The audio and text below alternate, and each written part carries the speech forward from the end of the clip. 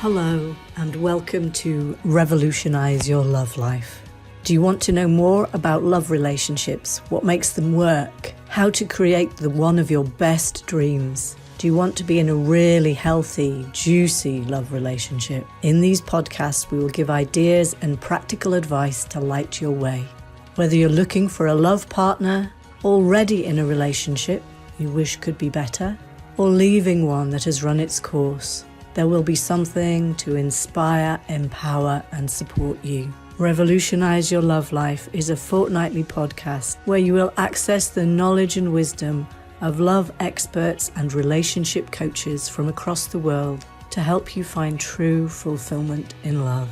I am your host, Heather Garbutt. Welcome. Hello, I'm here today with Sandra Majorana. She's going to talk to us about brain versus heart language and so much more. We're really going to learn about self-love on the deepest level for ourselves and in our relationships. Sandra is a quiet powerhouse. She's the mom you never knew you needed. And she's one of those rare individuals who can speak to your soul if you will listen. Her life story, both past and present, was filled with horror stories and other dark experiences, and yet she remains in her light.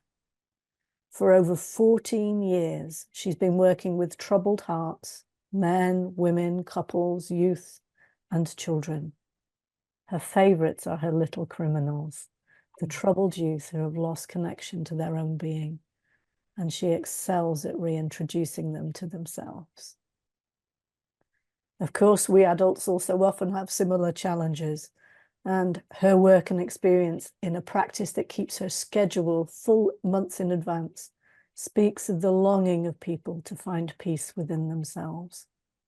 This has led her to develop a heart-led 9-month program that allows people to gestate, to conceive a new vision of themselves, to be a new being, and to rebirth within their new selves.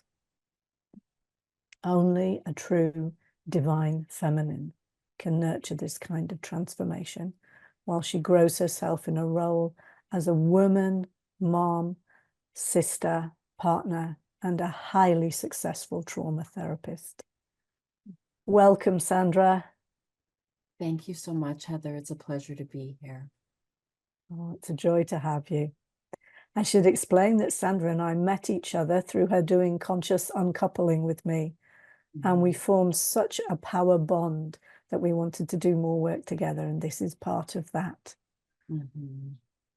I had no idea how much work was still left there. And one of my main philosophies in my own practice is I don't ask you to do that which I haven't done.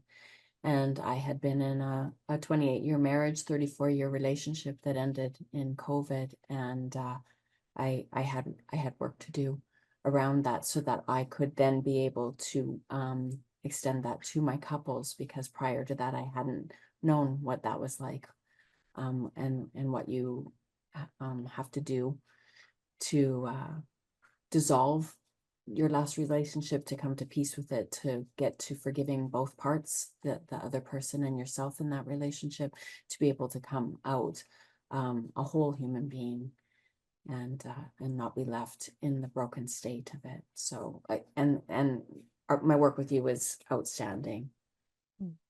And the highlight was that I got this beautiful friendship out of the deal. Yeah. And a wonderful new relationship. That is delightful. It is delightful. Who knew? Yeah, it's a joy to behold. Mm-hmm. So could you tell me a little bit about how you got into this work and what you'd experienced in your life? I know that you've experienced a lot of pressure and you've created some amazing diamonds. Well, my journey started again in part of the broken, unhealed parts of me, where I ended up at a counselor. Her name is Denise, and she has been my counselor now since I was 30 years old, so 25 years. And I went to her because I had been in a situation where I actually harmed my first born child. I didn't think that I had capacity to do to my own children things that my mother had done to me. And in my childhood, there had been terrible physical harm. Also later on, the emotional and sexual and all of the types of abuse. But I had, in a state of wanting to be perfect or appear to be a perfect mother, my son had come out of his room one morning, kind of disheveled with 2 different colored socks, and we were late, and my perfect appearance of my life was going to be broken down when we were late, and he was all disheveled. And I hadn't heard my husband come back home. He had forgotten his briefcase, and I was in the middle of holding my oldest child and left 10 fingerprint marks in his arms while I was probably berating him and making him feel small. And in that moment, my husband said to me, like,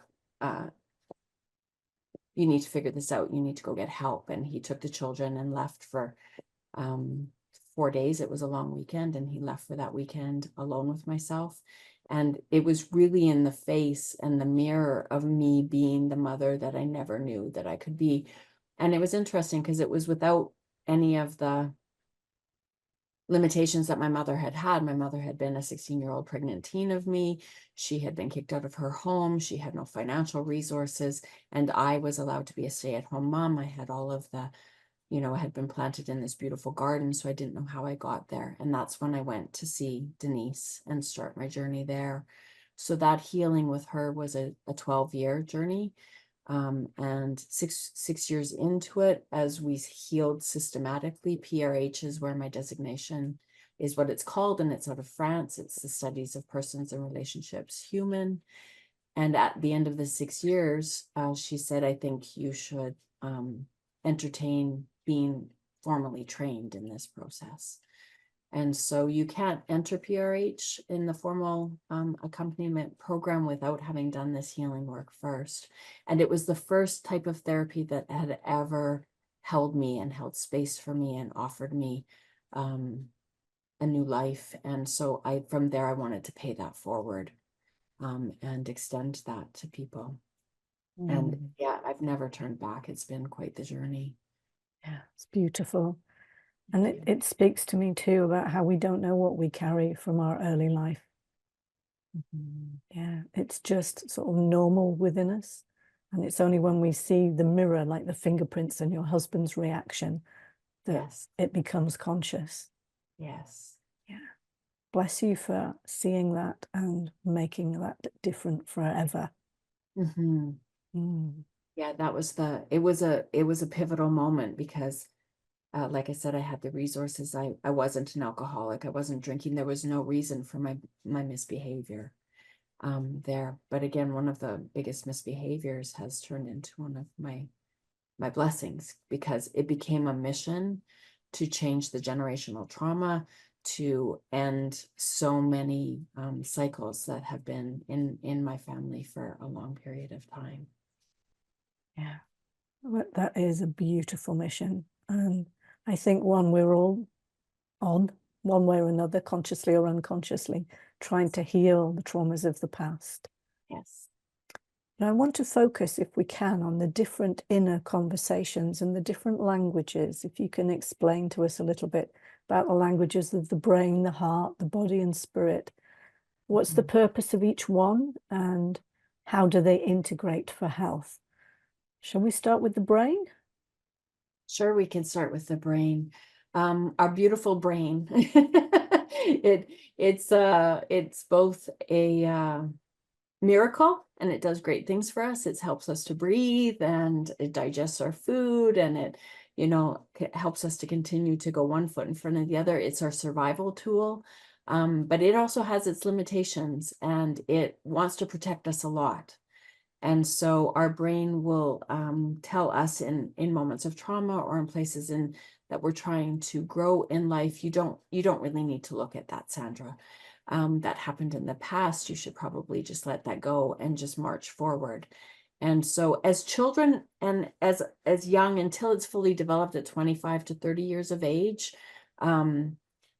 it serves only to protect us. It does not need us to thrive. It does not need us to actualize our being. It does not need us to flourish in any way. It is simply there for survival. And so it has a little bit more power in our adult intellectual life than I believe that it should get.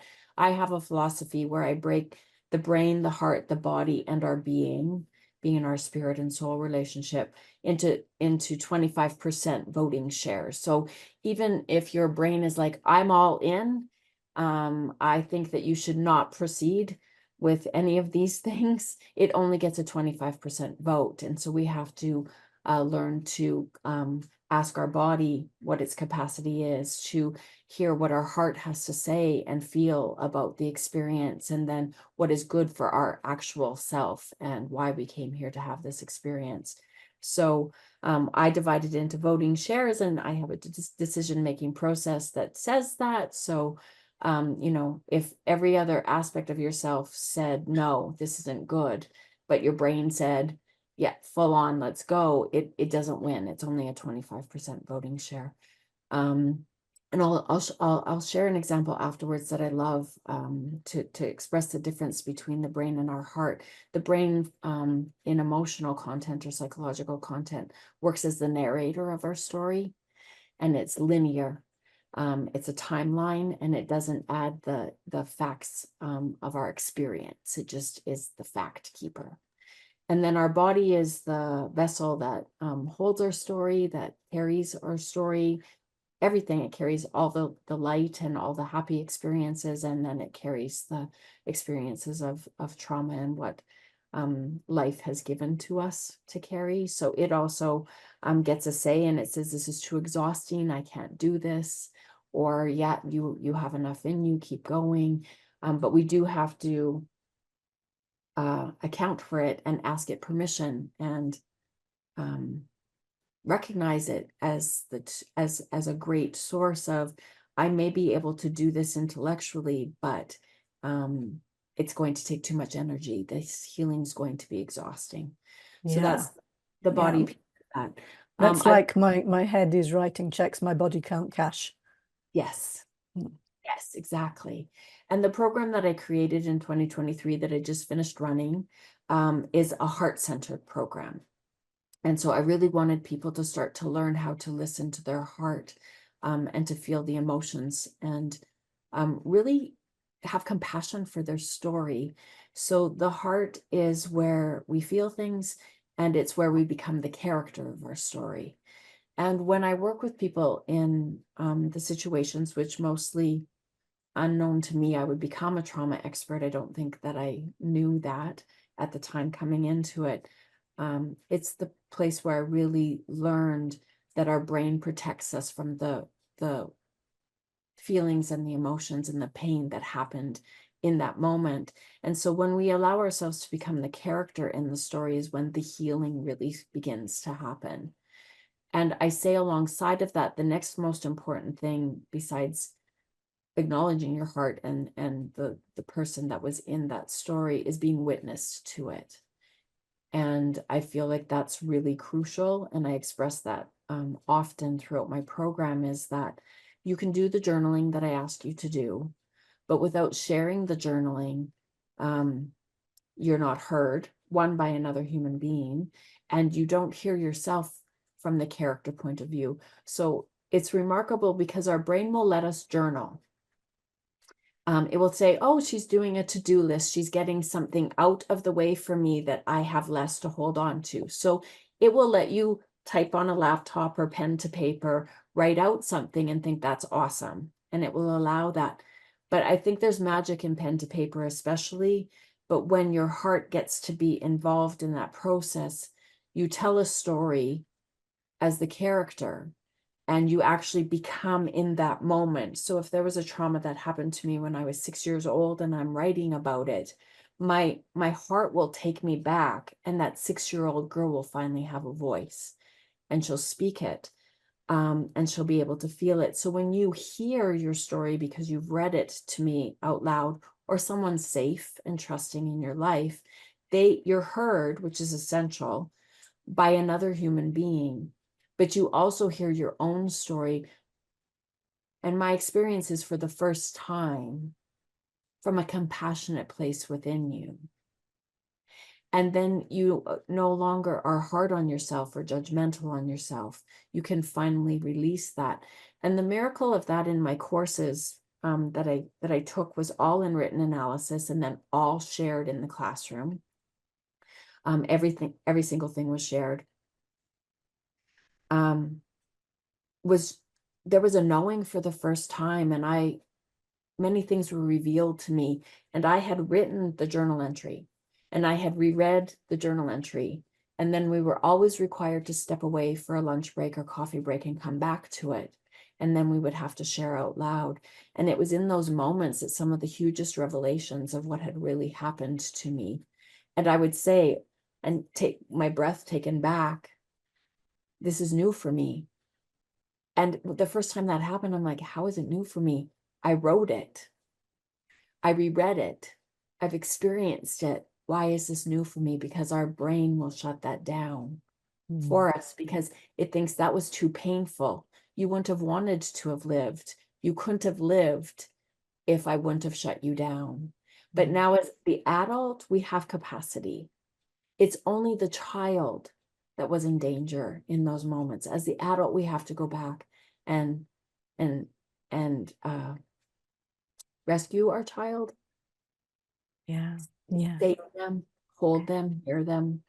Yeah. And I love that because you shift to a really wholesome parent that is kind and compassionate rather than the internalized parent that the little child is used to experiencing. So there's a necessity to build trust and connection as you go back and visit her. Let her look into your eyes, let her come to you, let her sit on your lap and feel the calm of your body and the security of your tender, loving care. And that is where your body and your nervous system will recalibrate, because you can say, you're safe now, we made it. Yeah. I'm here. I won't ever leave you again. And it's there where we begin the journey of becoming whole. Not that we were ever broken. We live in a broken world. And I have a diagram that is an egg. And it is the representation in the PRH pedagogy is this shape of an egg. I've made it a little bit simpler in that, and I love that it turned out to be an egg, but I'm like, it's ironic that we come from an egg, we're birthed from an egg. But an egg also has capacity. It's a sealed unit, and you can't get into it any other way except when it's broken open. And so I always speak to my clients, you are not broken, and this is an opportunity for us to be broken open and for you to actualize yourself finally. But it does. And so when our body has reached its capacity of trauma, of information, of an unhappy life, it breaks open. And for us in disease, in our autoimmune diseases, in our cancers, and all of the diseases, but also in our mental illness, I've spoken to my analogy only of depression being that I'm at capacity. There is no more room. I don't have room for anything else. And so I have to dummy down. It's a protection that doesn't allow anything else in. If I don't get up in the morning, if I don't participate in life, if I isolate, if I sleep, nothing else can come in because my body has said there's no more room. But it is my brain that dummies down. So even though it's not a cancer, our brain is an organ, and it will dummy down. And on the other end of that, the anxiety is, I am so full, there's no more room, and it wants out. And so it expresses itself with a racing heart and all of the experiences that we have, racing brain. So our brain will either shut down in depression, or it will act out and behave its way out of our body in disease. Yes, and all of that shaking with fear, or the sense of overwhelm that comes with that, can't take any more in, and it Can't take any more in. Yes. And I explain anxiety as well as like a fever. A fever is a beautiful thing that it tells us there's something in our body. There's an infection. And what we do, or what in our world, the Western world, is we don't want to suffer the fever. And so we take Tylenol or cold compresses and we try to remove the fever. But the fever, if left and not in a really dangerous situation, it is both the indicator of infection and the cure for the infection. If we let the fever run its course, it will heat out the infection and our suffering will be less. The disease or the cold, the flu, whatever, will take care of itself because we're perfectly made that way. Anxiety is like an emotional fever. It says something is wrong and it needs to be expressed. And again, with some of the other ways that are dealt with it, we try to deal with the symptom of, medication or things that dummy it down, but it needs to be released. It needs to be expressed. And if we allow it, then that's when the infection is healed. When we let the heat take care of itself. And in life and in growing in all things, there's pain. It's the law of polarity. There has to be pain. There has to be darkness to be light. There has to be heat to be cold. But with the anxiety piece, it's given to us and it needs to be expressed on the other side of that. And when we do that, it also tells our body to not be afraid the next time it happens, that we don't have to fear it. It's beautiful. And I think about the things that come out in our bodies, like shaking legs is often a desire to run. Shaking arms is pulled back punches. It's what we couldn't do at the time is in our bodies now. And, the load on our back, the burdens that we've carried on our back, and the feeling of being kicked in the stomach, is because we've been betrayed and we have been kicked in the stomach, and so we manifest that in our body in the exact place where the emotional content was stored. And in terms of emotions, what happens is, if there's an incident, like I said, just go back and I'm 6 years old and there's something that's happened and I'm not guided by an adult, I'm not allowed or languaged emotionally what I've gone through, and that did feel like a sucker punch or something that suffocated me, that like just took the air out of we manifest that as adults. That's where our diseases will also manifest. So if we have IBS or stomach issues, it's from that. But as that 6-year-old, the next time I feel that same, let's say the emotion we name that is betrayal, as my adult, when I experience betrayal, I actually go back and experience it as a 6-year-old. And it's interesting, especially with my couples, because they'll mirror to each other.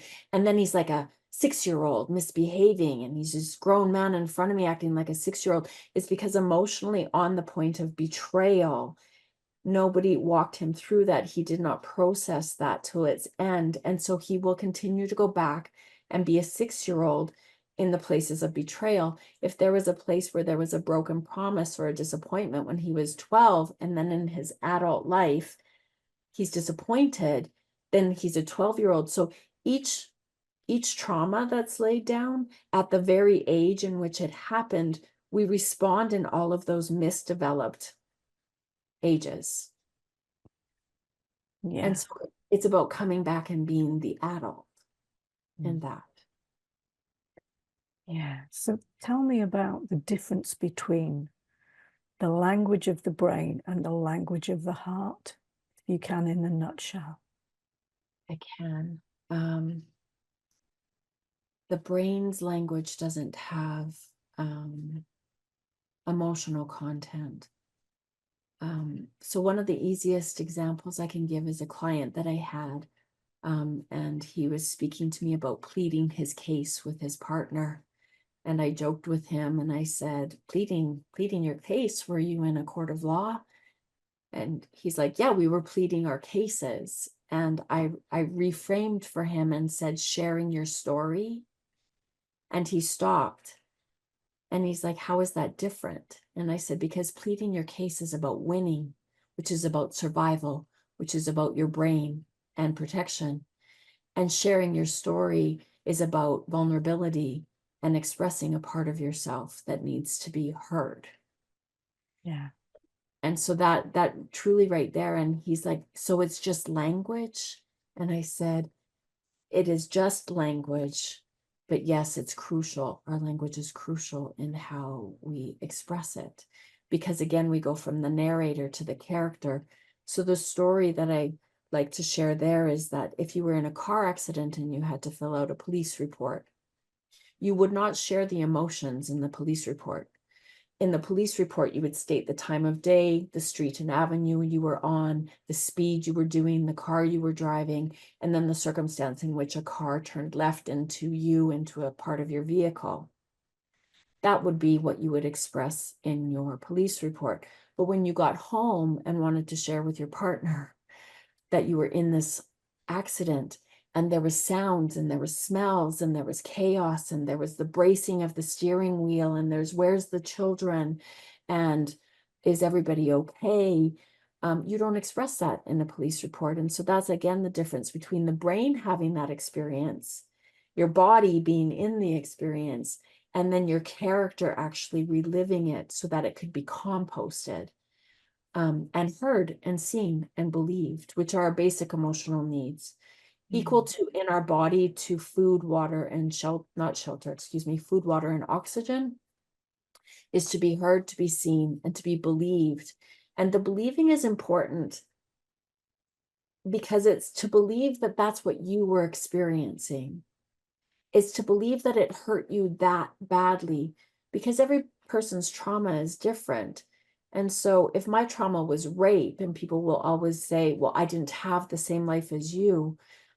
But to be raped is to have something taken from you without permission. So we all have been raped in some regard, that someone took without asking or took more than I was willing to give in terms of energy or my brain or my body, etc. And so it's super important to be able to be believed that that was the worst thing that has happened to you, and not compare it to the worst thing that has happened to somebody else. Because again, what we take away and our brain takes away is the compassion for what you went through. Yes, it's really, really important. There aren't a sort of hierarchical lists, there aren't hierarchical lists of trauma because No. it's how we experienced it. And what on the outside looks like a disappointment or a small invalidation from the inside can feel huge. Huge. Yeah. And damaging for that. Yes, and forever damaging. And it can then affect, and this is where the generational trauma comes in, is if I don't do my work, I transfer it to my children. And they might not even have the same anxiety that I had, but they lived with an unregulated mother who didn't know what to do with her anxiety, who made the world feel unsafe, or it appears that and in many cases was frozen, but weak versus frozen. And so, and there's the fight, flight, and freeze responses that we all have. And I've sent my children, off to different therapists, and I've spoken to, what would you like to have happen for them? And I said, well, they had an unregulated mother, so just go from there. Could you Because say a little bit before we go further about what unregulated means? Because I think it's coming into common parlance, but I don't think everybody knows what that means. yeah, the unregulated for me, as a lived experience, I freeze. This is what I do. And I've just explained to a client whose partner freezes, because he doesn't have that experience. He's a fighter, and he's like a visceral fighter. And so he did not have capacity. So legitimately in my freeze experience, I was, oh, hello. This is my Oh, therapy bird, Twitch. oh, that's so sweet. And I know it's really interesting. The number of people I know who've had a lot of trauma in their lives love their dogs, their Mhm. creatures. And I know your bird comes with you wherever, and your dogs are in the room. Yes, Yeah. my bird in my program online is my co-host, and he's usually traveling on top of my head. Um, My animals for me in my practice, they come, and on my website, it's a photo of my animals, and it says, are you allergic to dogs, birds, or adult children? Because you'll experience them all here in my home location. They bring a lot of peace. They're good at reading energy, and they get a full package when people come here and have the experience of me. If I start to get very animated or use my F word, which is a great deal of my therapy language, Miss Misha back there will get offended, and she'll leave the room. She's not into my swearing. Yes, but he adores the camera too. Actually, he's not shy about that. He likes to be the center of attention. That's so sweet. But he actually helps me regulate, because now I had to come out of myself and be aware of my surroundings. So the freeze in my experience is very solid in my body. I'm unable to move. It's like my feet are planted. My mind stops. So if someone was talking to me, it would appear like I was being disrespectful or obstinate. I'm there, I'm present, I'm breathing, I'm looking at you, but I'm not hearing anything that you have to say. And what's happened is I've reverted back to the little girl in whatever mirrored situation has happened to me, where I'm not good enough, I was wrong, I'm in trouble, I'm not going to be able to live here anymore, whatever the circumstance is. And so I'm actually not present at all in those circumstances. So you're really triggered, and you've got a look on your face that is the physical manifestation of la la la la la la la la, Yes. which looks very disrespectful. It Can looks you very can you talk about the other forms of reaction to trauma? Because you mentioned fight, but there are some more. Can you say a little about them? So the fight is quite obvious. It's where it's outward. So where freeze is inward, fight is the expression outwardly. So it's usually loud. There's usually some physical manifestation. Again, it needs to come out of our body. It does need to come out of our body. It just can't be at another human being. But we have now, they're called rage rooms or rec rooms, where you can physically go and pay $40 to go in a room and break things. And I don't think that's inappropriate at all. It's when you give your energy and your response to somebody else that it's inappropriate. It's a disproportionate reaction.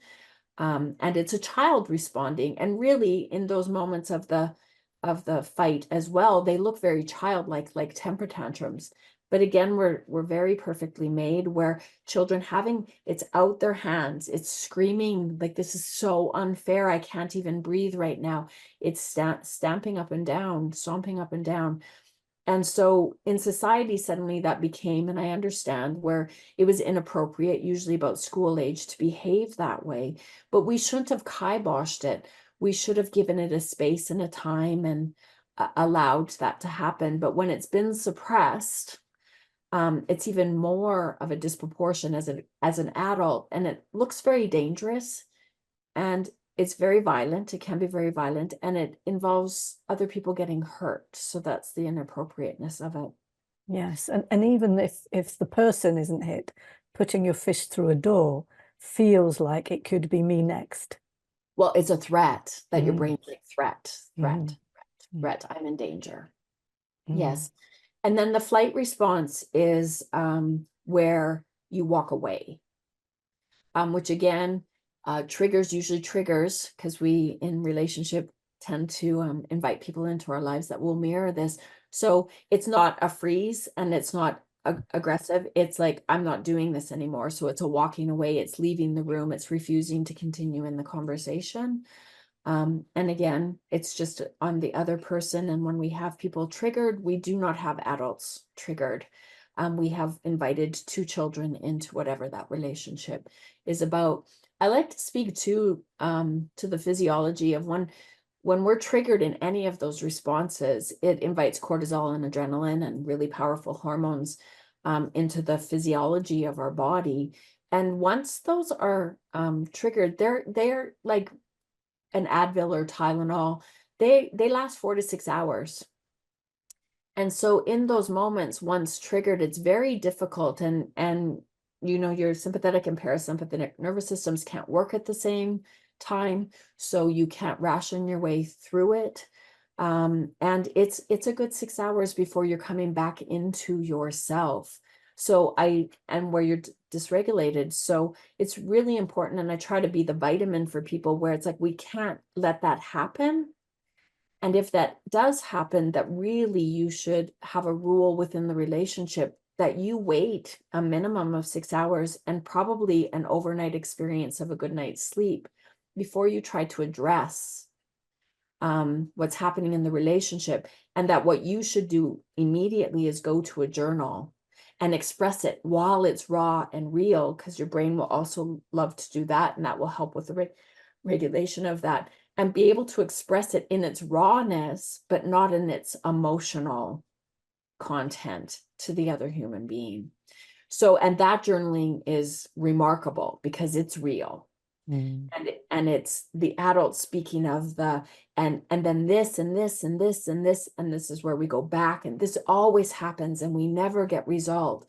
When we're doing the journaling in that moment, the character gets to have a say, even though you couldn't speak to that character in that moment. But if you were to go back the next day and resolve with that person, and I ask them to read, I ask people not to necessarily have conversations, but if they come with their journaling, because again, it's that heard piece.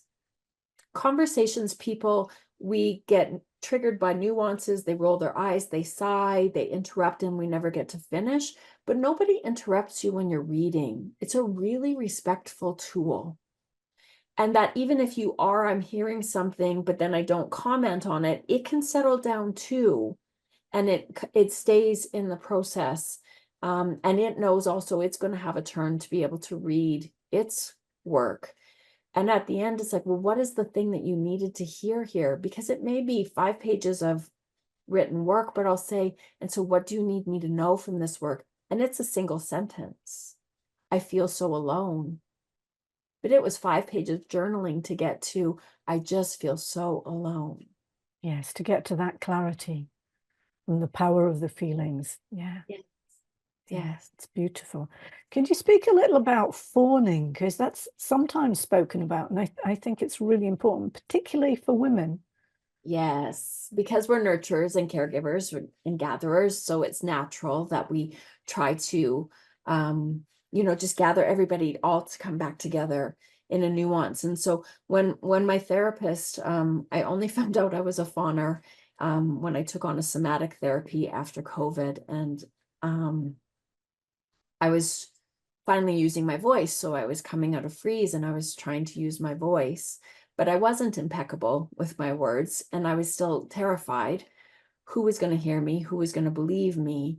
And I didn't trust myself and my words. And so I call it tippy toeing, but it's like, oh, I'm so sorry to bother you.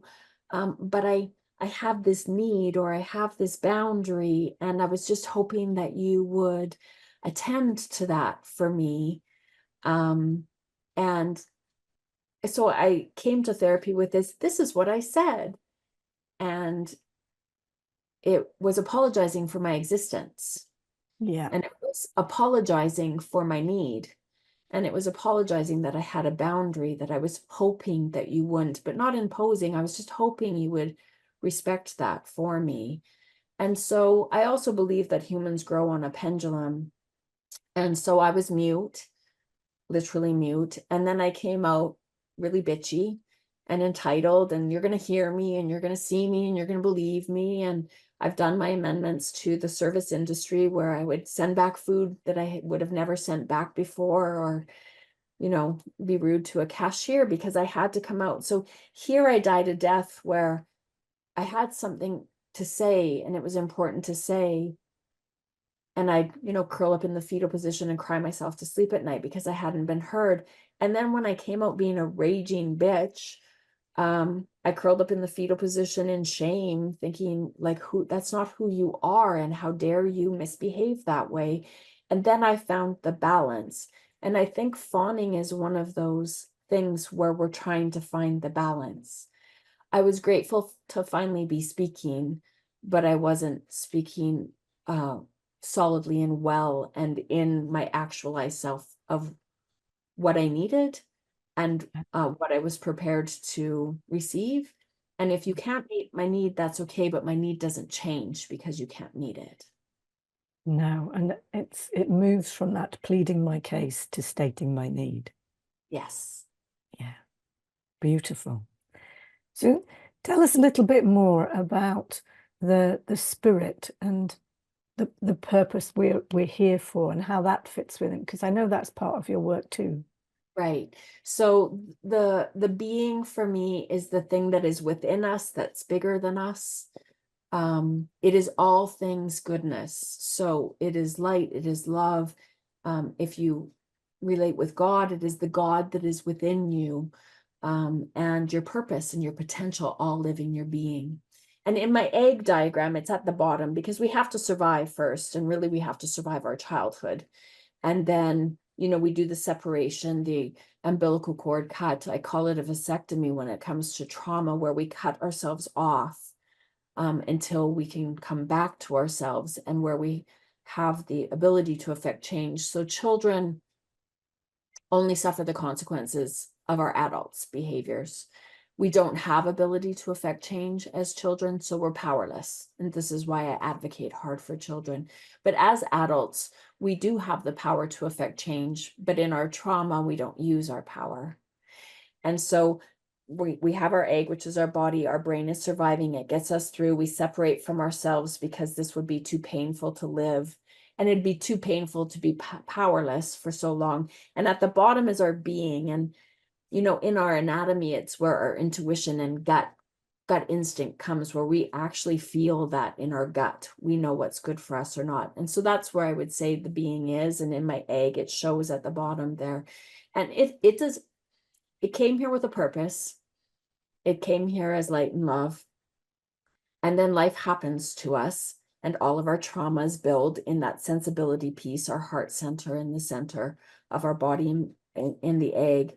And it's a beautiful rose. And then our trauma is all the weeds in the clay garden without sunlight.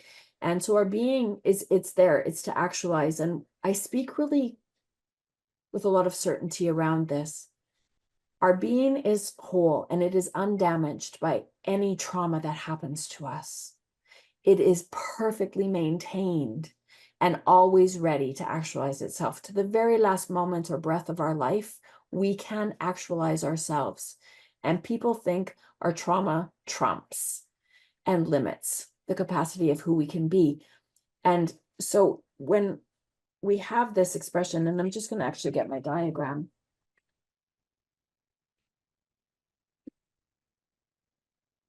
And so if you were to see this, you see my egg. And I work with people to name all of their traumas. And here's my being down here. And what I speak to is every time a trauma happens, which is called a pocket of pain in my philosophy, there's this bulletproof vest that comes down and goes around my being. Right, yeah. And so you can see where here's my being, where it's this pink highlighted. There's little bits of myself in this pink around all of my traumas. There's little pieces of us that have our moments to actualize ourselves. But my job is to take these traumas and to physically move them, heal them out of our bodies. And that's when the rose is going to come. Because right now it's like, if I come out, I'm just going to get mowed over. So it's not safe for me to come and be amongst the weeds. So we have to do enough of our work. But because this bulletproof vest has been there, we're completely protected. So in every moment, we have the choice and opportunity to become who we were meant to be and to live out our purpose. Wow, that's beautiful. It's beautiful. There's always hope and there's always movement and there's always growth towards light. Yes. Yeah. Yes. So we know that our body has had this experience, and even in diseases, it would feel like there's no repair there or no recovery there. But as soon as we start to do this work, and for as much as trauma goes like this in a spiral, once we start to do the healing work, the blessing is tenfold and the potential is limitless. It's beautiful. Mm-hmm. You talk too, I mean, we were speaking earlier about not being able to heal alone. I wonder if you can say a bit more about that, because I think that's really key. Well, in relationships, we are harmed. It is in relationships that we are harmed. So it is in relationships that we heal. We cannot do this work alone. Again, that would be a brain item where if I'm angry, my brain will give me all the reasons, and it keeps me powerless, but it will be all the reasons that I'm entitled to be angry, which doesn't move me into the feeling of feeling. So I'm angry and my brain's like, yeah, you're angry. Like that guy cut you off and he didn't even signal and all of the things you should be. You had to slam on your brakes. Then your family was in danger. Yeah, you should be mad.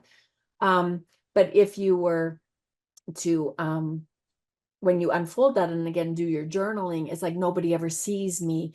My road rage analogy, which I'm not sure for you in the UK, if you have road rage. Yeah, we do, believe me. Okay, so I take road rage as a real psychological example where somebody cuts me off and you're yelling and they can't hear you, but didn't you see me?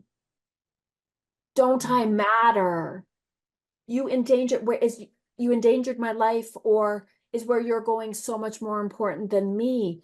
It is this epidemic of not being seen, not being believed that I get to take up this space, that I matter and I get to be in this lane at this time doing this speed. And it really is this, didn't you see me? In the same example, if someone had turned, they signaled, they got eye contact, 99% of the time you're like, please go ahead, because I was considered. So Yes.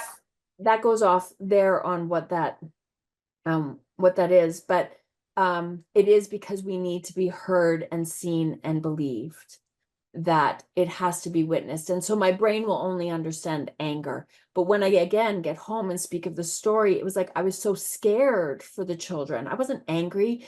Our life was in danger and the car would have been damaged, which affects how we. And so when you start to share it with another human being, you go from angry to overwhelmed to terrified to injustice, and you start to really feel the things that were going on. But it is in the face of witnessing that, because if we just talk about even happiness, if your brain thinks you're happy, it's like, I'm just so lucky, I'm just such a good person, only good things happen to me. And that's not the truth either. And so our brain, like I said, it limits us. It will only have the individual thought that it has, and it won't expand itself. And again, generally it's inappropriate because anger is very outward. But if people are frustrated, it's very much slumped over and it's an inward frustration. But I find people use frustrated and anger as parallels, and they're not even close to one another. So when somebody witnesses it, they can call to, I'm very I'll say good at, but at least I speak truths, and so I call people in their sessions out too. Is that true? Is that true? Because I don't know that you're angry right now. I think you're actually heartbroken. And then a softness comes and a tear comes and their voice quivers, because anger for me also isn't an emotion. I don't use it as an emotion. I use anger as the volume of the emotion that is unnamed. Beautiful. So Yeah. I'm 10 out of 10 heartbroken. Yeah. And it's just the volume or the degree to which the pain exists. And I use that as a philosophy as well, that anger equals pain, misbehavior equals pain, and the degree of your anger, because that's what some of our prison systems are filled with. The degree of the misbehavior and the degree of the anger is the degree of the pain of being lost, of being unsupported, of having been beaten as a child. So I ask people to look also differently at anger. And so if you're in a relationship or with a partner, with your children, and they're angry, it's to ask them what's hurting them, not what's your problem, what's going on for you, which is still would be a brain thing about tell me about what happened. I don't know. I don't need to know what happened. I need to know what's hurting. And that's the brain language too. What happened versus what's hurting. What happened will give you the details. What's hurting will allow you to express yourself. Yeah, and allow you to heal, to be seen and heard and all of that. To be seen and heard and believed that must have been really hard for you. Yeah. Beautiful. So tell us more about the Sandra method and how people can find you and do your course if they want to. Sandra method is sandramethod.com, and it's not the sandramethod.com, it's just sandramethod.com. Oh, beg your pardon. No, I make that mistake all the time because I'll go, here, just look up the Sandra method, but it's sandramethod.com. And I have joined partners with certified flourishing coaching with a man who certified me 14 years ago. Because my designation was not recognized in Canada, I turned to a life coaching designation, and Abe Brown is my my coach, my business mentor, and now a collaborator and somebody who believed that I had something to offer, and said, I think you do things continuously. And so he heard me and saw me and believed in me. And I took him the picture of the egg to a meeting that I drove 3 hours to get to. And it took me 2 hours to explain my egg. And he said, I think you have something. And I've turned that into this 9-month program. And so you can find my trauma-informed life coaching program at Certified Flourishing Coaching. And it's beautiful. I just ran my first class through. I had 8 students, and to certify them. And the philosophy was really that, again, because I can't ask you to do what I hadn't done, I want coaches to have some trauma background. That was my one of my motives for that, is that I want you to be able to say, do this because I did it, and I lived and I healed and I became this. And so it is a certification program, but at the end of it, what I've discovered is that it's really a 9-month life course on healing. It would be like a boot camp, except 9 months is a full-term baby being born. But we heal 9 of the relational subjects that we are all in. So everything in life is in relation. And so, relationship with money, relationship with nature, relationship with our body, everything is in relationship. And so in my course, we touch 9 of those topics, and it gives you a really big tool box to be able to heal, any other relationship or relational items outside of the 9 that we touch. And again, it is because we are witness. So what was fascinating is I didn't think that I'd be able to work in a group setting. I'm very one-on-one. But the element of being witnessed, and for us to see that we are all more alike than we are different, to start to understand how we compare our traumas and the relevancy of that, how men and women relate with one another. So in my first program, I had 7 women and 1 man. And I think that the change with him was actually the most that you could see. If he was in kindergarten when he started, he was in grade 12 when he finished, where my women were probably in grade 6 and finished in grade 12, because we just tend to have more emotional experiences or allow those things to happen. So it can be used as either a coaching certification, which will just add brilliance to your repertoire of being able to connect with people, which is what all coaching and therapy is to do. But now I would say it was this beautiful thing that it took me 12 years to do my healing journey. And I've turned it into something that you get to touch on all these aspects in 9 months. And the beginning of my class, the second night of my class, you have to write your trauma story. And the very last night of the class, 9 months later, you write who you are different than you were 9 months earlier.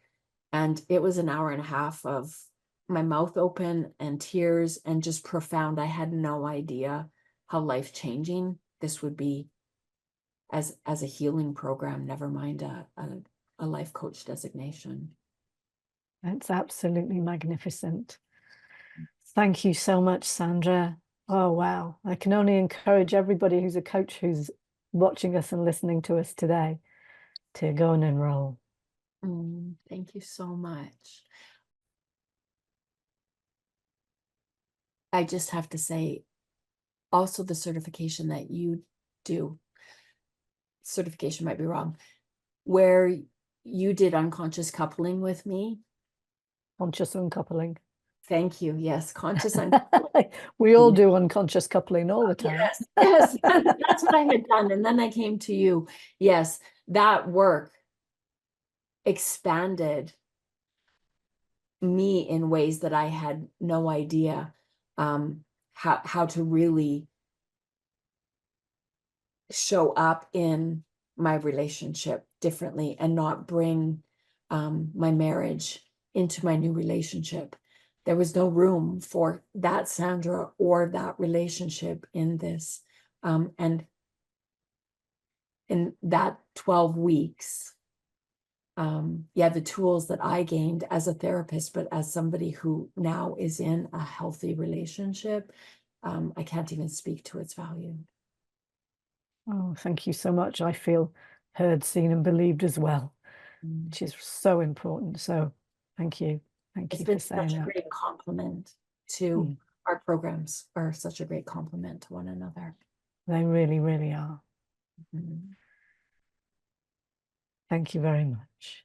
Shall we close now? Is there anything else? Just thank you. As someone else who believed in me and cheerleaded me through as I was going through this. You're so welcome. It's a joy to behold. Thank you. Thank you so much for listening to this episode of Revolutionise Your Love Life. I'd like to know what has been your biggest takeaway from this conversation. Do take a minute and share this with us and visit us on our Facebook page. You can connect with me personally on my email at heather@heathergarbutt.com. If you can think of someone who will benefit from listening to this podcast, please do share it with them. If you have any feedback on how I can improve it, please do reach out to me, as I'm always keen to learn more. Thank you so much again for listening, and we'll meet again on the next episode of Revolutionise Your Love Life.